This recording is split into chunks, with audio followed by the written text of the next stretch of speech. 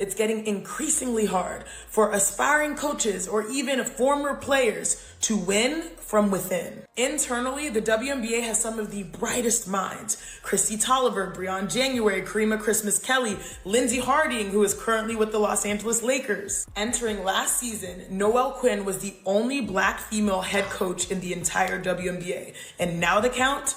That pause right there. That's the sound of someone realizing they just said the quiet part out loud. Noelle Quinn is the only Black female head coach in the entire WNBA.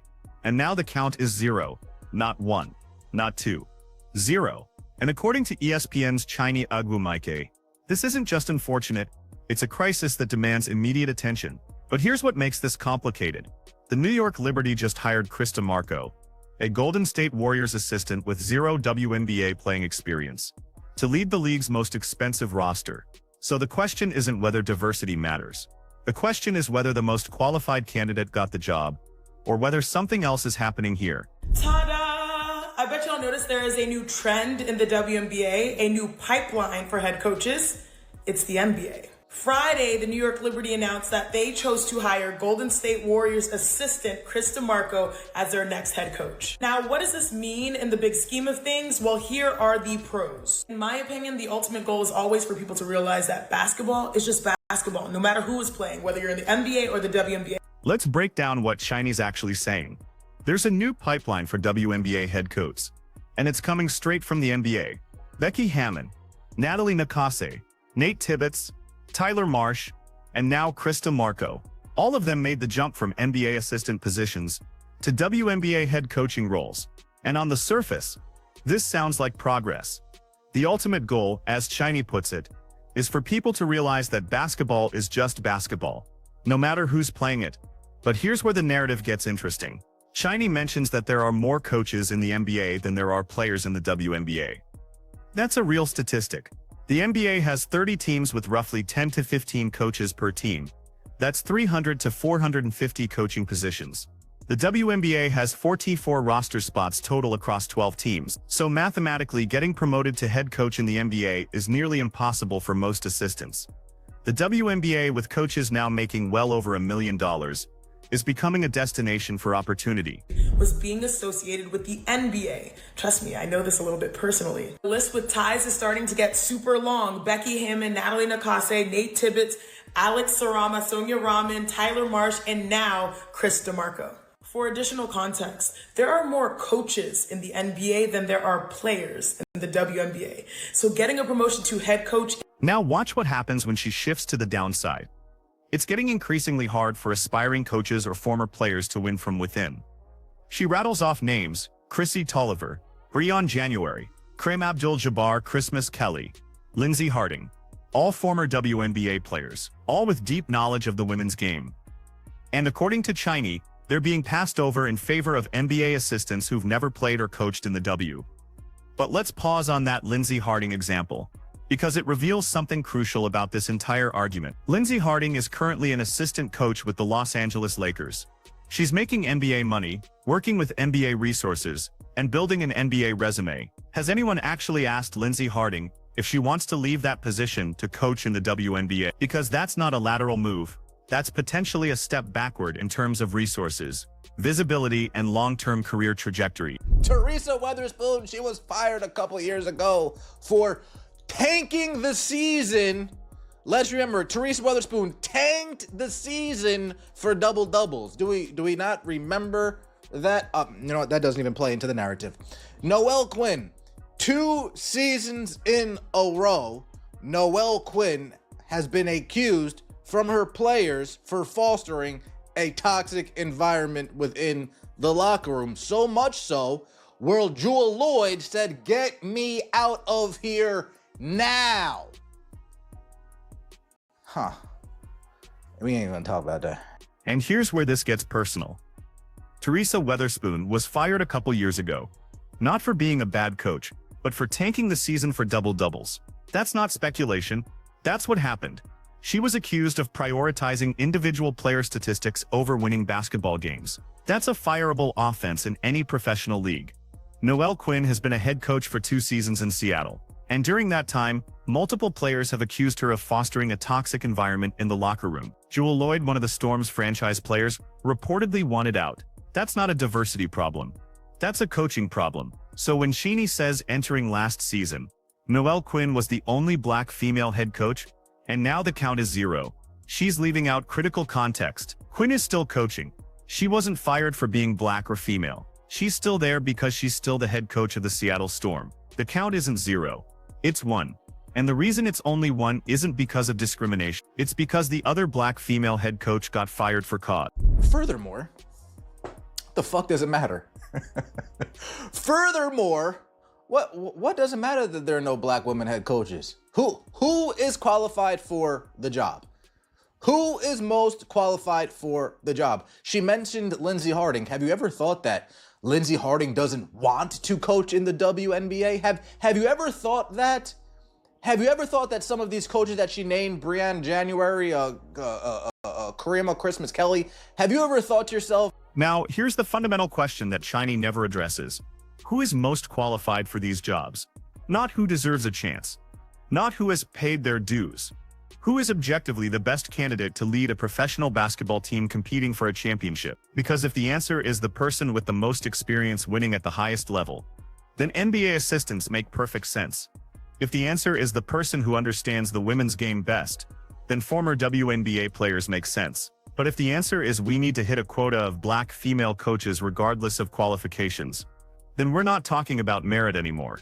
We're talking about mandates. And that brings us to what might actually be holding up CBA negotiations. Not salary structures, not travel accommodations, not practice facilities. What if players are demanding a minimum number of black female head coaches as part of the collective bargaining agreement? What if Nneka Ogwumike and Nafisa Collier are pushing for a Rooney Rule-style requirement that guarantees a certain number of coaching positions go to black women? Yeah, you know what I want? I want some straight women head coaches. How about that? How about we make a minimum of straight women head? No, that doesn't quite hit the same, does it? That doesn't quite hit the same, does it? Unrivaled acquiesced to the demands. Unrivaled said, you know what? We are going to lean all the way into that.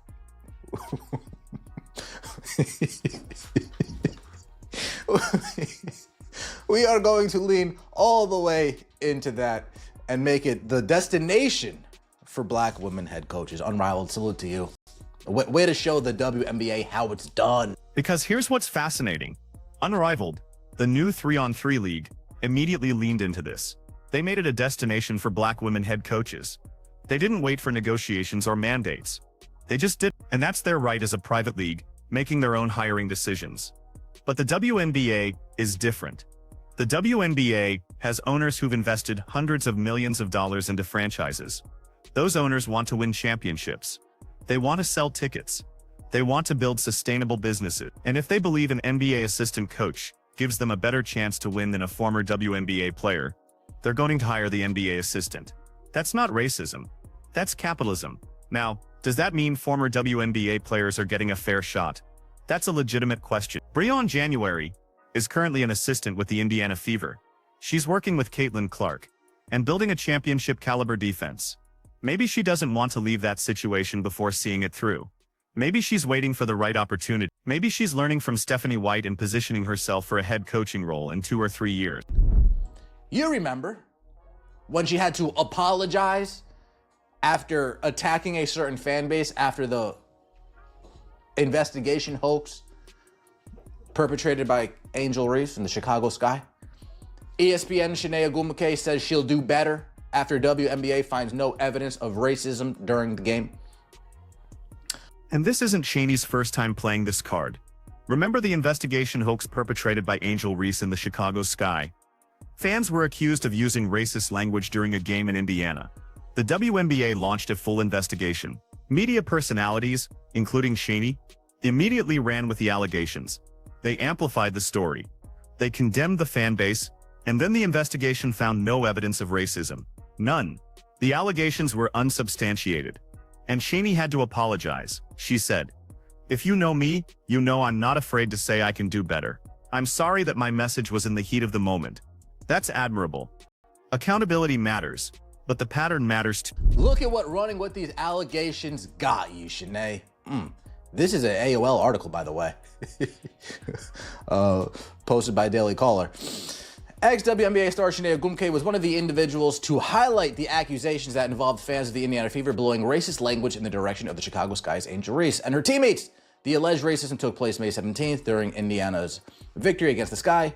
As we all know, the WNBA ended up launching an investigation, and right in the middle of it, Ogwumike started parroting others' accusations of racism that ended up not being substantiated. Shocker, shocker, shocker. Because here's what Chiney is doing with this coaching narrative. She's insinuating that WNBA owners are against hiring black female head coaches. That's the natural conclusion viewers are supposed to draw. Not that these coaches aren't qualified. Not that they haven't applied for the position. Not that they're choosing to stay in their current roles. But that there's systemic discrimination preventing them from getting hired. That's a heavy accusation to lay on the league. That's suggesting that owners like Joe Tsai, who just invested in the New York Liberty, or Larry Gottesdiener, who owns the Atlanta Dream, are making hiring decisions based on race rather than merit. And if that's the claim, there needs to be evidence. Specific evidence, not just the numbers don't look right. Here's what we actually know. The WNBA has 12 head coaching positions. Those positions turn over regularly. Coaching changes happen almost every season. In the past 3 years, we've seen hires from the NBA, from college basketball, and from within the WNBA system. Becky Hammon came from the NBA and won a championship immediately. Stephanie White came from college and is building something special in Indiana. Cheryl Reeve has been in Minnesota forever and is one of the most successful coaches in league history. The diversity of backgrounds actually suggests teams are hiring based on what they think will work for their specific situation. The Liberty wanted someone with NBA pedigree, who could handle the pressure of coaching in New York with championship expectations. That's why they hired Krista Marco. The Fever wanted someone who understood Indiana basketball culture and could develop young talent. That's why they brought back Stephanie White. But what about the pipeline argument? Chiney's right that it's getting harder to win from within if you're a former player without coaching experience. But that's true in every professional sport. The NFL doesn't hand head coaching jobs to former players just because they played the game. They promote position coaches who've proven they can teach, develop game plans, and manage a staff. The NBA doesn't automatically elevate former all-stars to head coaching roles. They look for candidates who've apprenticed under successful coaches and demonstrated leadership ability. So why should the WNBA be different? Why should playing in the league automatically qualify someone to coach in the league? It doesn't work that way in men's sports, and it probably shouldn't work that way in women's sports either. Now here's where it gets complicated. There absolutely should be pathways for former WNBA players to become coaches. Teams should be hiring former players as assistants, developing them through the system, and giving them opportunities to prove themselves. And some teams are doing exactly that. The Fever have Breon January. The Aces have multiple former players on staff. The system is working for people who are willing to start as assistants and work their way up. But what Chiney seems to want is for teams to skip that development process and hand heading jobs directly to former players based on their playing credentials alone. And that's not how professional sports works. That's not how you build sustainable success. The unrivaled comparison is interesting because it reveals what's really happening here. Unrivaled made a conscious choice to prioritize hiring black women coaches. That's their prerogative. They're building a league with a specific identity and culture, but they're also not competing at the same level as the WNBA. They're a startup 3-on-3 league playing in the off-season. The stakes are different. The expectations are different. The WNBA has teams worth hundreds of millions of dollars. They have television contracts. They have playoff races and championship aspirations. Owners are going to hire whoever they think gives them the best chance to win. And if that's an NBA assistant with championship experience, that's who they're going to hire. So what's the solution here? If we want more black women coaching in the WNBA, the answer isn't quotas or mandate. The answer is creating better pathways from playing to coaching. Teams should be hiring more former players as assistants. The league should be funding coaching development programs. There should be mentorship opportunities where former players can learn from established coaches. But forcing teams to hire based on race and gender rather than qualifications, that doesn't help anyone. It doesn't help the coaches who get hired because everyone will question whether they earned it. It doesn't help the teams because they're not getting the best candidate. And it doesn't help the league because it prioritizes optics over excellence. Chiney ended her segment by saying she hopes we never forget who helped pave the way. And she's right about that. The pioneers of women's basketball deserve recognition. But paving the way doesn't mean you're automatically entitled to the destination. It means you created opportunities for the next generation to earn their place based on merit. So here's the real question. Do you want WNBA teams hiring the best coaches available? Or do you want them hiring based on demographic quotas? Because you can't have both. Either qualifications matter most, or identity matters most. Pick one. And if your answer is qualifications, then you have to accept that sometimes the most qualified candidate is going to be an NBA assistant who never played in the WNBA. And if your answer is identity, then you have to accept that you're prioritizing representation over win. Neither answer is wrong, but you can't pretend they're the same thing. What do you think? Should the WNBA implement a requirement for a minimum number of black female head coaches? Or should teams hire whoever they think is most qualified regardless of demographic? Let me know in the comments, because this conversation is just getting started. And if you want more honest analysis of what's really happening in the WNBA, hit that subscribe button. We're not afraid to ask the questions everyone else is avoiding.